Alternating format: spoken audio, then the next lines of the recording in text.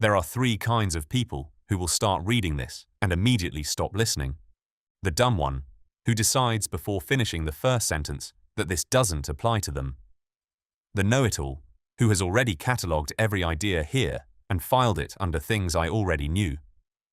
And the stubborn one, who agrees with none of it on principle, because changing their mind would require admitting they had the wrong one to begin with. Three kinds of people, three masks of the same blindness. They are absolutely certain they can see clearly. They are wrong. And so is everyone who has ever been certain they could see clearly, including you, and including me. We are all wrong in ways we haven't found yet. This isn't an insult. It's biology. A quick note before we go further. When this essay uses the word belief, it is not talking about your theology. It is not asking you to examine what you believe about God, Scripture, salvation, or any doctrinal position. It is talking about something more fundamental and more biological than any of that. A belief, in the context of this essay, is simply a neural pattern encoded deeply enough in the cortex that it runs automatically, shaping what you perceive, what you expect, and how you respond before the conscious mind has time to weigh in. You have beliefs about whether the world is safe or threatening, whether people are trustworthy or dangerous by default, whether you are capable or fundamentally limited, whether you deserve good things or whether good things happen to other people, whether effort leads to results or whether the game is rigged before you start, whether conflict can be resolved through words or only through force, whether you are the kind of person who finishes things, whether love lasts, whether God is present or absent, whether tomorrow will be better or worse than today. None of those beliefs were consciously chosen. Most of them were installed before you had the vocabulary to question them, by experience, by repetition, by the emotional weight of specific moments that the brain marked as survival relevant and encoded accordingly. They have been running in the background ever since, filtering what your thalamus lets through, shaping what your cortex expects to find, determining in large part what you are capable of perceiving as possible. This matters because your beliefs are not passive. They are not a record of what happened to you. They are an active operating system determining what happens next. A person who believes the world is fundamentally threatening will find threats everywhere. Not because they are paranoid, but because their cortex is issuing exactly that search command to their thalamus, and the thalamus is faithfully returning exactly those results. A person who believes they are incapable will unconsciously avoid the situations that would prove otherwise, and interpret ambiguous evidence as confirmation. A person who believes love is conditional will behave in ways that make love conditional, then point to the outcome as proof they were right all along. Beliefs are self-fulfilling, not through magic, but through mechanism. They determine what you see. What you see determines what you do. What you do determines what happens. What happens confirms what you believe. The loop closes. The pattern deepens. The neural pathway thickens. Understanding this is not optional if you want to live with any degree of conscious authorship over your own life. Not your creed. Your default settings. That is what this essay is examining. Your eye has a hole in it, not a metaphor.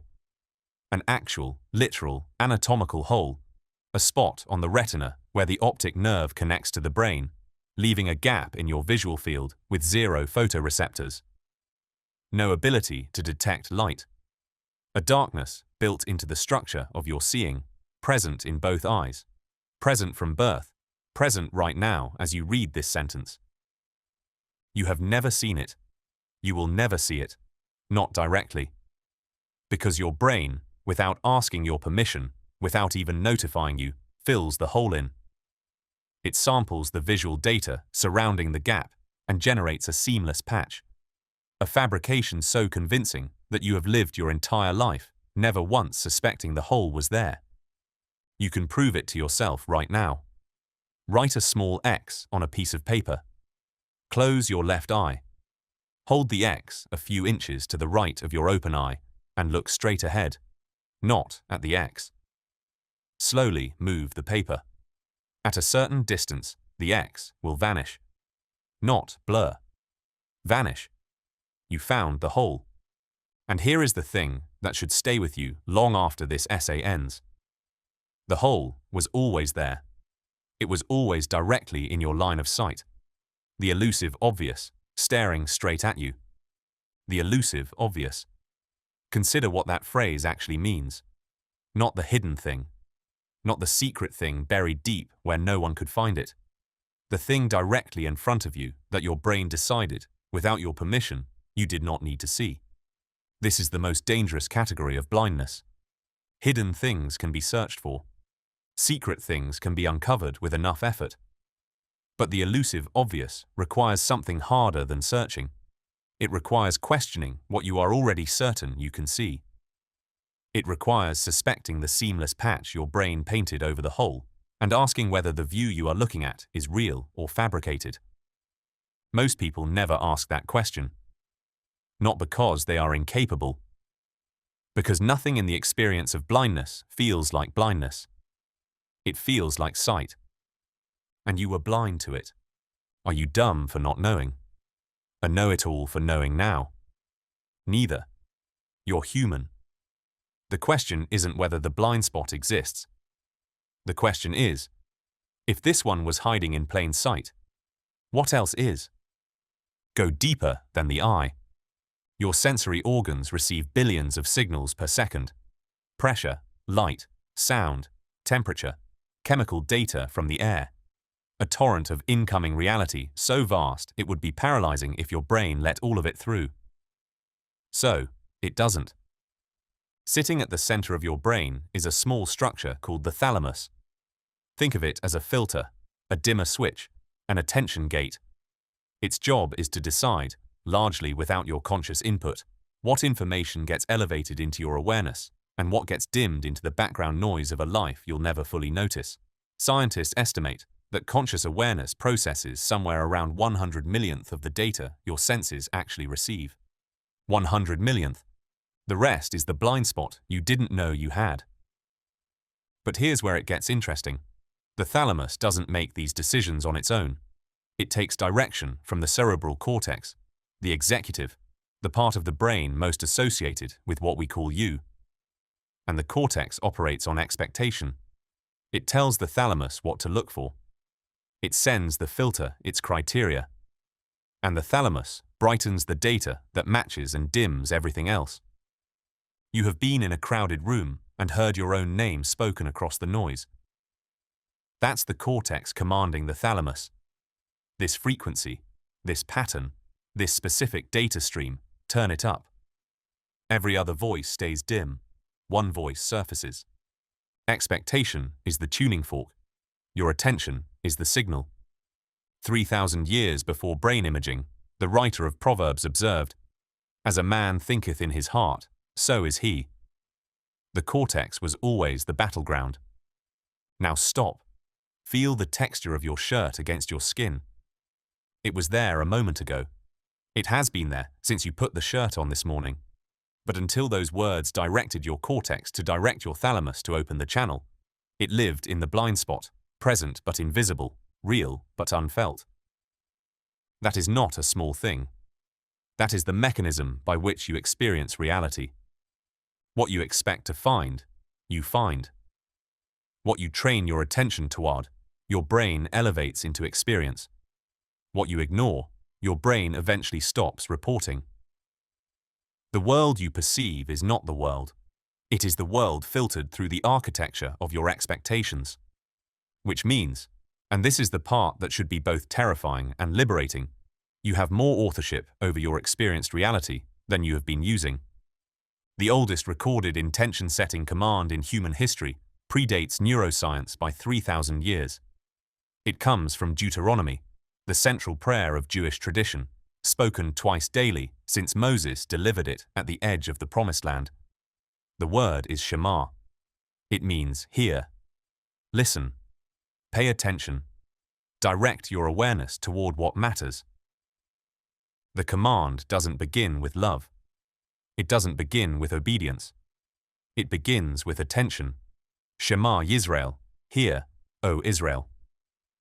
Before the theology, before the law, Before anything else the tradition demands comes the instruction to direct the mind. The cortex before the commandment. Intention before action. Awareness before belief. 3,000 years before neuroscience named the thalamus, the tradition understood that what you attend to determines what you experience. The Shema is not a prayer about God. It is an instruction about where to point the mind so that God becomes perceivable. Intention is a biological instrument. The words you speak inwardly, the focus you sustain, the expectation you train, these are not merely psychological habits. They are commands sent from the you, within your cortex, to your thalamus, reshaping in real time what your brain decides to show you. Neuroscience calls the physical result neuroplasticity, new neural pathways forming through sustained, directed attention, until the new pattern becomes the default. Paul called it the renewing of the mind. Neuroscience calls it neuroplasticity. They are describing the same process in different languages. You can engineer what you see. Here is something the conscious mind will resist hearing. It is mostly a passenger. Neuroscientists estimate that the unconscious mind processes somewhere between 11 million and 40 million bits of information per second. The conscious mind handles roughly 40 to 50, not 40 million. 40.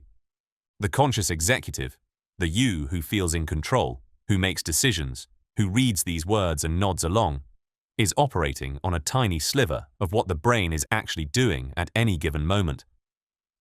Most of what you call your life is being run by systems you have no direct access to. Your heartbeat, your immune response, your posture, your emotional reactions, the associations that fire before you have time to think, all of it happening beneath the threshold of awareness. The cortex takes credit for decisions the unconscious made milliseconds before the conscious mind was even notified. This is not a flaw. It is efficiency. The brain cannot afford to run everything consciously. It automates what it can and surfaces only what it calculates you need. But here is the problem. What it calculates you need is based on what it has been trained to expect. The automated systems are running on inherited programming, habits, fears, associations, narratives encoded long before you had the capacity to evaluate them. And here is what makes it stranger still. In the moments that matter most, the moments of chaos, threat, unfamiliarity, genuine crisis, the conscious mind is often the last to arrive. The stress response fires before you name the threat. The judgment forms before you examine the evidence. The action begins before the decision is made. This is not weakness. It is the speed of a system optimized for survival. But survival optimization is not the same as truth optimization. The brain that acts fastest is not always the brain that sees most clearly. The critical moments, the ones where perception matters most, are precisely the ones where perception is least available. Chaos and unfamiliarity don't register clearly, not because they are too complex, but because the brain has no existing neural pathway to receive them.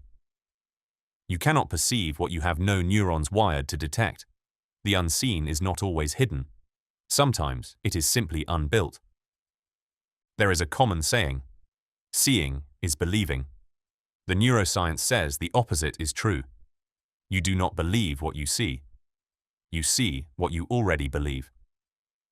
The cortex encodes the expectation. The thalamus opens the channel. The data that matches the expectation surfaces into awareness.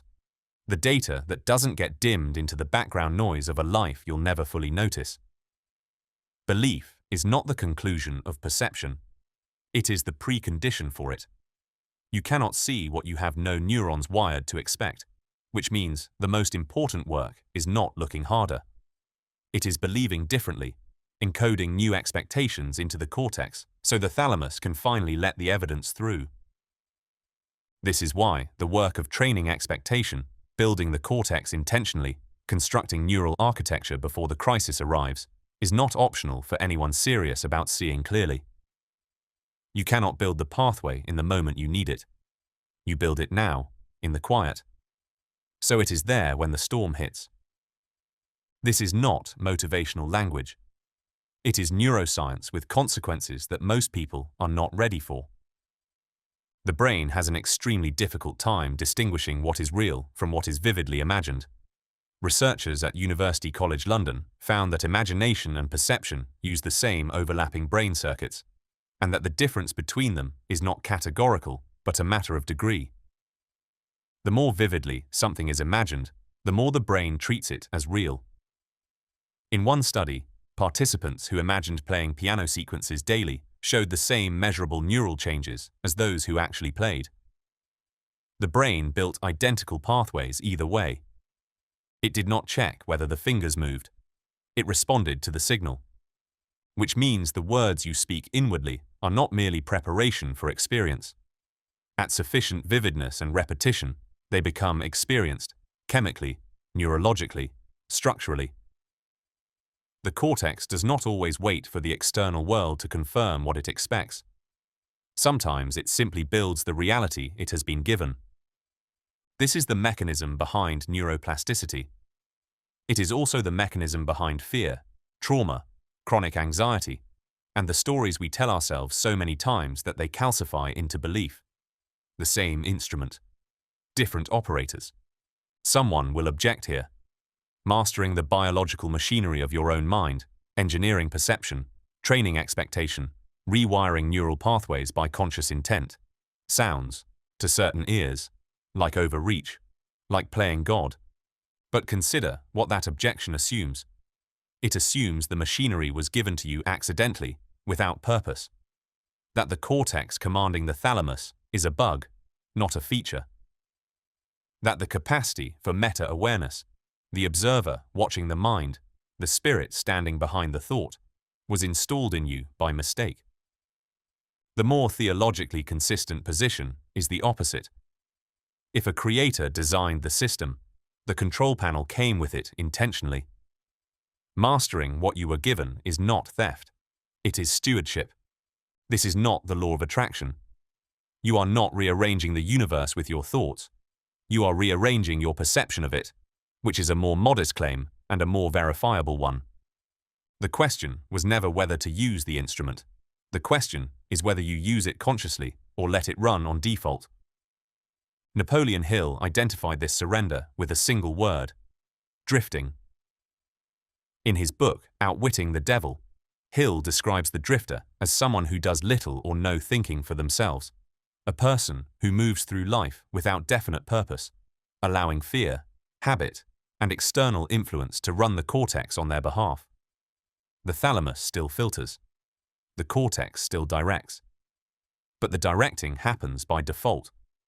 By whatever the environment, the crowd, the fear of the moment happens to install. Hill argued that most people never choose their dominant thoughts at all. They inherit them. And over time, inherited patterns harden into what he called hypnotic rhythm, a groove so worn that escaping it requires deliberate, sustained effort. This is not a metaphor. It is a neuroscience description wearing theological clothing. The default mode network runs. The cortex defers. The blind spot grows. Mastering the biological machinery God gave you is not playing God. It is the only alternative to being played. Now expand the blind spot beyond biology. If your eye has a hole in it, your brain hides from you, and your thalamus filters out 100 million times more reality than it lets through. What makes you so certain your understanding of the world, of other people, of God, of history, of yourself, is complete? This is where dumb, know-it-all and stubborn stop being three kinds of people and start being three failure modes of the same human mind. The dumb refuses facts. The know-it-all refuses new frameworks. The stubborn refuses change even when confronted with evidence that demands it. All three are choosing, consciously or not, to keep the blind spot intact. The opposite of all three is not intelligence. It is not education. It is not sophistication. It is a willingness to keep asking, what am I not seeing? The blind man who knows he is blind walks carefully. The blind man who believes he sees clearly walks off cliffs and takes others with him.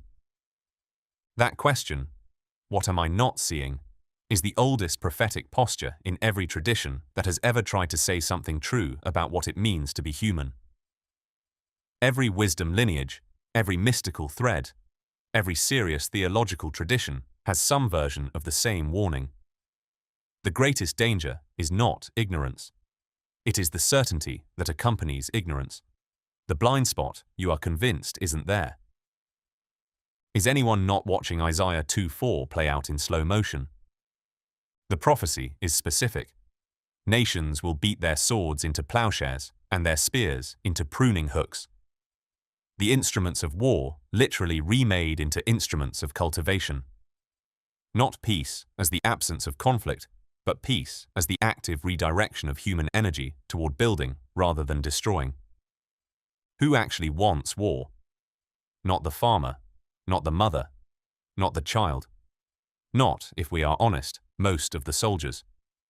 Picture the soldier on the last day of a war, sitting in the dirt, weapon down, waiting to go home. He is not thinking about ideology. He is thinking about a specific face, a specific door, a specific meal. The abstraction that sent him there has dissolved. What remains is entirely human and entirely ordinary. What sustains war is not always malicious desire, but blind spot. The desire underneath is universal. The blindness distorts it. The ideological gap where the humanity of the enemy should be, filled in by the brain with whatever narrative the cortex has been trained to expect. An us, a them, a threat, a righteousness. This is why love your enemy has always been the most radical and most resisted instruction in the tradition. Not because it is naive, because it is neurologically demanding. It requires you to hold open the channel your brain most wants to close, to refuse the fill-in, to see the human being where your trained expectation insists on seeing a threat. Every tradition that touched the golden rule eventually arrived at the same impossible frontier. The enemy is not the exception to the rule. The enemy is the point of it. This is not an argument for passivity in the face of genuine evil. It is an argument for seeing clearly before acting, because blind men with weapons cause more destruction than the evil they were trying to stop. What does it mean to believe something? Reciting it is not believing it. Agreeing with it intellectually when the topic comes up is not believing it. Holding the correct doctrinal position when someone asks is not believing it. All of those are performances of belief. The performance and the thing itself are not the same. Genuine belief, the kind that is durable and unshakable and self-verifying, is a neural event. It is a symbol sequence encoded so deeply in the cortex, repeated with enough vividness and emotional resonance, that it becomes the default filter through which the thalamus shows you the world. You do not think your way to that kind of belief. You build it the same way you build any neural pathway, through sustained, directed, emotionally charged repetition until the pattern runs automatically. Until you could not disbelieve it any more than you could choose not to hear your own name in a crowded room. This is why miracles are a poor foundation for lasting belief. The Egyptians watched the Red Sea part and believed for perhaps 3 days. Spectacle crosses the reality threshold temporarily. It does not encode. Wonder, without repetition, fades back into the background noise of the thalamus, and the cortex returns to its previous defaults. You cannot shock the brain into permanent transformation. You can only build it. How do you know you actually believe something versus performing belief? Jesus offered an internal test. The kingdom of God is within you. The verification is not doctrinal. It is experiential. What does your thalamus default to when no one is watching? When the threat arrives unexpectedly? When the evidence contradicts the expectation? What runs automatically? That is what you actually believe, not what you recite, not what you affirm when asked. What runs? Paul's instruction to believe in Jesus introduced an external object of belief, a person, a historical event, a theological claim. That is a different kind of encoding. Both matter. But Jesus pointed inward first. Find the divine spark. Build it. Test it by watching what the cortex defaults to under pressure. The belief that holds under pressure is the belief that was actually built. Here is what makes belief formation harder than it sounds. You cannot install a belief by deciding to have it. The cortex can issue the command. The thalamus won't necessarily comply. Belief is not stored in the conscious executive. It is distributed across neural networks built over time through experience, repetition, emotion, and survival. You cannot reach in and swap them out by an act of will any more than you can consciously command your immune system to attack a specific cell. There is no direct access panel. There is only the indirect one: vividness, repetition, emotional resonance, sustained attention, environmental design. You cannot install a belief. You can only plant conditions under which a belief grows. That is a fundamentally different kind of control. Slower, less satisfying, harder to verify, but real. Which brings the hardest question. How do you know you actually have a belief versus performing one? The honest answer is that you mostly find out under pressure. The belief that holds when the threat arrives unexpectedly, when the evidence contradicts the expectation, when the cost of holding it becomes real, that is the belief that was actually built. Everything before that moment is hypothesis. Jesus said, "You will know them by their fruits." That is a verification system. Self-report fails the test. Doctrinal alignment fails the test. How you answer when someone asks what you believe fails the test. The only measure that holds is behavior under pressure. And if genuine belief requires sustained effort, repeated encoding, emotional investment, time, and pressure testing, that resistance is not a design flaw. It is the quality control mechanism. A belief you built over years through genuine encounter with evidence and experience is a different kind of thing than a belief you decided to have on a Tuesday afternoon. The difficulty is the point. Formation, not information. You do not acquire a belief by learning the correct proposition.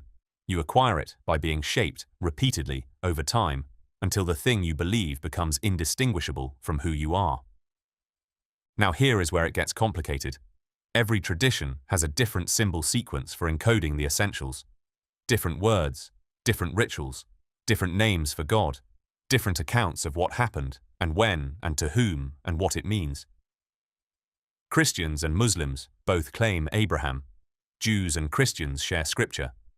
Muslims and Christians and Jews all trace themselves to the same God of creation, and then immediately disagree about what that means, what he requires, and whether the others have gotten it catastrophically wrong. That argument is centuries old. It may never be resolved.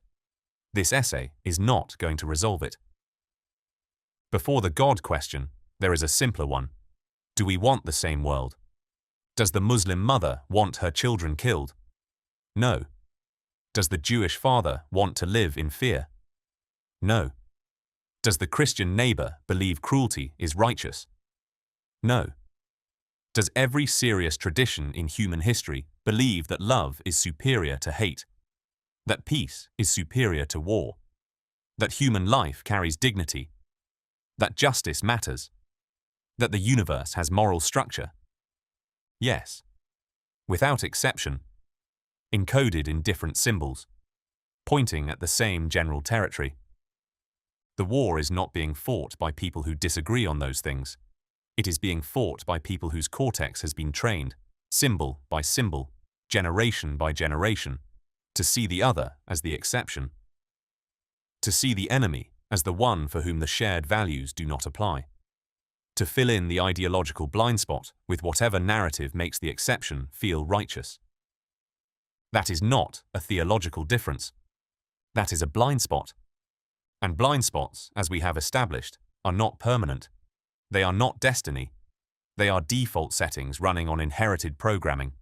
And default settings can be changed. The cortex can be retrained. The thalamus can be redirected. New symbols can be encoded with enough vividness, enough repetition, enough emotional resonance to become the new default. The symbol sequence that every tradition already agrees on, already carries, already teaches to its children, is this: love your neighbor. Do not do to others what you would not have done to you. The territory is the same. The maps just use different languages. Encode the territory, not the map. The pattern is observable across all of human history. Moral societies produce free people. Immoral societies require force to maintain order, surveillance, coercion, police states, which produce slaves. The degree of freedom any civilization enjoys has always been directly proportional to the degree of moral behavior its people practice. This is not a political opinion. It is a historical pattern so consistent, it functions like a law. Exodus established the template. Hebrew people enslaved under Pharaoh. Moses leading them toward freedom through covenant with God, not just physical liberation, but moral formation. The law given at Sinai was not oppression. It was the operating system for a free people. Jesus reactivated the same template, not liberating people from a political empire first, but from a deeper slavery, the internal one. The Pharisaic system had buried the operating system under so many layers of religious calculus that ordinary people could no longer access it. Jesus stripped it back to the essential. Love God, love neighbor as yourself. The rest is commentary. The symbol encodes the path. Whether you believe in the miracles or the metaphysics is secondary to whether you follow the operating system. The system works regardless of your theological position on who Jesus was. And the system fails, predictably, measurably, historically, when abandoned. Every liberation movement worth studying has followed the same arc. Every descent into tyranny has followed the same arc in reverse. The conversation that ends war begins here. Pop culture says don't discuss religion and politics. Critical thinking says war starts when conversation ends. If all sustained conflict begins with an ideology, a theology, a story about what the universe demands of us, then the conversation we keep refusing to have is the most important one. The goal is not agreement on everything. The goal is honesty about what every tradition has already found, that the same pattern exists in the fabric of existence, that every serious lineage eventually ran into it, and that each one pointed at it with the language available to them. The differences are real. The pattern underneath them is older than the differences. The Hindu tradition says, treat others as you would treat yourself. The Jewish tradition says, what is hateful to you, do not do to your neighbor. The Christian tradition says, do unto others as you would have them do unto you. The Islamic tradition says, none of you truly believes until he wishes for his brother what he wishes for himself. The Buddhist tradition says, hurt not others with that which pains yourself. 5 traditions, 5 languages, 1 pattern. We did not invent this. We discovered it. The way a scientist discovers a law that was already operating before anyone named it. The Golden Rule is not a religious idea that got borrowed across cultures. It is a feature of reality that every serious tradition eventually ran into, coming from different directions, and recognized. And we keep rediscovering it in different words, in different centuries, in different landscapes. Because it is there, woven into the structure of things, the way the blind spot is woven into the structure of the eye. Every tradition points at the same pattern. But the Golden Rule has a precondition that rarely gets named. Jesus distills the whole of the law into 2 commandments. Love God with everything you have, and love your neighbor as yourself. As yourself. Not instead of yourself. Not after yourself. The phrase assumes a self, intact enough, to love from. You cannot give what you do not have. The as yourself is not an afterthought. It is a precondition built into the command. Think of it as a cup. Receive from God first. Let the cup fill. Then pour into your neighbor from the overflow, not from the bottom, not from the last few drops. A cup with only drops cannot fill another cup. And a person who has poured themselves completely dry, who has given every last drop to neighbors, causes, obligations, emergencies, has nothing left to receive with either. The capacity to give and the capacity to receive are the same cup. Let it empty completely and you lose both. The goal is not a full cup held tightly. The goal is a larger cup, continuously filled, continuously poured. This is what growth looks like from the inside. You expand your capacity to receive so you can expand your capacity to give. The 10 talents parable is not about money. It is about this. The servant who invested what he was given returned with more. The one who buried it returned with nothing. God does not reward hoarding. He rewards stewardship, the faithful, disciplined, expanding use of what you have been entrusted. Your thoughts are seeds. What you plant in the cortex, tended by attention, watered by repetition, grows into the neural architecture of who you become. Plant fear long enough, and fear becomes the default filter. Plant intention, gratitude, love, directed, sustained, practiced. And the thalamus begins brightening a different world. The cup grows. The stewardship deepens. The capacity for heaven on earth expands. One person at a time, from the inside out. Paul described a peace that passes understanding, not manufactured by correct thinking, but operating below it, guarding the mind from underneath. The thalamus, resting in God. Heaven on earth does not begin with policy. It does not begin with power. It begins with the same place all neuroplasticity begins. A trained expectation, held with intention, sustained until the new pattern becomes the default. It begins with a question asked honestly, without stubbornness, without the armor of already knowing. What am I not seeing? Whose heaven? The one every tradition already agrees on, where children are safe, where the hungry are fed, where the enemy lays down the sword. The details can be negotiated. The territory is not in dispute. 2 objections deserve a direct answer before this essay closes. The first, correlation is not causation. Training your cortex does not rearrange the universe. It does not manifest outcomes through intention alone. The claim here is narrower and more verifiable than that. Training your cortex changes what you perceive, what you notice, what you act on, and therefore what you are capable of producing within the reality that already exists. Your behavior changes. Sustained behavior changes outcomes. That is not mysticism. That is causation with an honest account of the mechanism. The second, what about people who didn't choose their default settings? Most people didn't. Beliefs encoded during childhood, during crisis, during sustained exposure to fear or violence or scarcity, those were installed without consent, often before the conscious mind had the capacity to evaluate them. That is not weakness. That is how the system works. The same mechanism that allows intentional encoding allows unintentional encoding. The brain does not check for permission before forming a pathway. The instrument can be damaged. Some people's cortex was encoded against their will, by violence, by poverty, by years of being told they were worthless before they had language to question it. The beliefs that run their default settings were not chosen, they were imposed.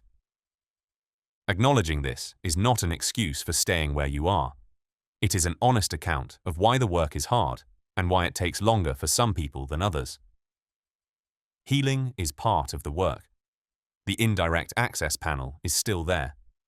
It just may require more time, more support, and more deliberate effort to reach. The difficulty is not evidence that the system is broken. It is evidence that what was built against you was built deliberately and took time. Rebuilding takes time too. Dumbness willfully ignores the facts. The know-it-all refuses to consider another viewpoint. Stubbornness refuses change even when faced with evidence. The war is physical, with roots in spiritual dimensions, formed with words, spread through speech, brought into being with sustained action. If words began the war, what other solution to ending it besides words? The blind spots are still there. They were always there. What you choose to see next is no one else but yours to decide.